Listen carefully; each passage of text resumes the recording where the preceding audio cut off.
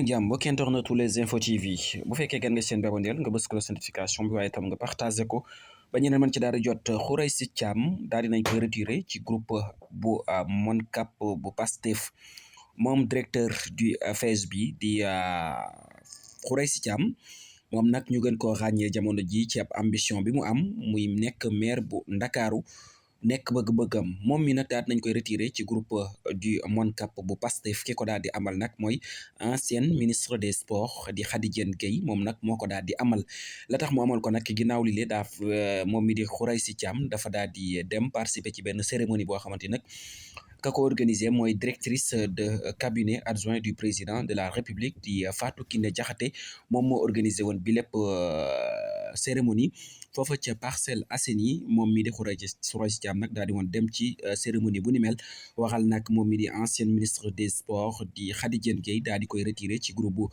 Moncap Pastef bile daal di ko cay génne ndax la mu jàpp nag mooy Khoureychi Thiam mi nag am na beneen gis-gis bu wute lool ak gis-gis bi nga xamante ni jamono jile parti bi di Pastef mu ngi koy doxee kenn ku nekk nag dégg na ki di Khoureychi Thiam ci fan yi ñu génn mu amal ab déclaration jagleel ko mairie bu Ndakaaru moom bëgg-bëggam mooy daal di nekk maire bu Dakar ndax nag moom la mu daal di xamle nag mooy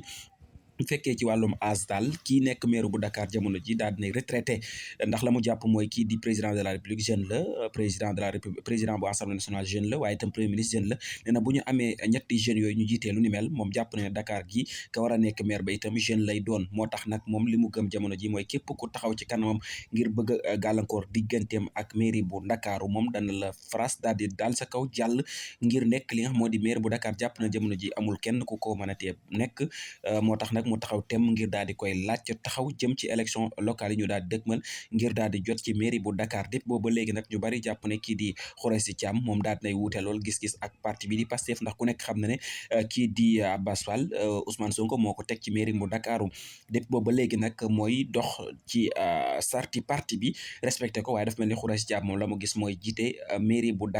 Dakaru waral jamono ji mu am beneen gis-gis ndax ci fàttali kii di Abass Fall amaloon na ab randonnée PDS boo xamante dana ko amal foofa ca Ndakaaru moom Khoureychi Thiam bi sax yëkkati woon na ay kàddu daal di koy teg ci kaw Abass Fall ba waral sax nag kii di Aljuma Sow di défendre Khoureychi Thiam ba mu juróon coow ci réew mi ba kenn ku nekk jàpp ne Khoureychi Thiam mi moom daa ngarale waxagul leen lu leer waaye sax am nañu jàpp ne moom mi dem na bu yàgg ci coalition Diomaye xëy na da ko fësalagut waaye lu bare bari daal ñoom jàpp nañ ne quand Diomaye la ëpp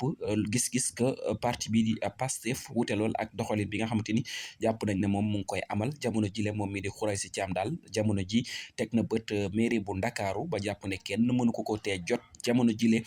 gannaaw nag ba mu daal di demee participer ci ab cérémonie boo xam daal di woon nañ koy organiser ka ko organiser nag nekk directrice de cabinet adjoint du président de la République Bassirou Diomaye Faye moom mi di Fatou Kiné Diakhaté amaloon ko foofa ca Parcelles Assainies ginnaaw loolu nag la ko ancien ministre bi di ancienne ministre des sports di Khady Diène Gaye daal di koy retiré ci groupe bi nga xamante ni mooy Moncap de Pastef sant leen gërëm leen am mbégte ànd ak yéen bu fekkee gan ngeen seen bi abonné leen ngeen bës cloche notification bi waaye itam ngeen partagé ko ba ñeneen mën ci daal di jot daañu dikkaat ak yéen ci yeneen xibaar jërë ngeen jëf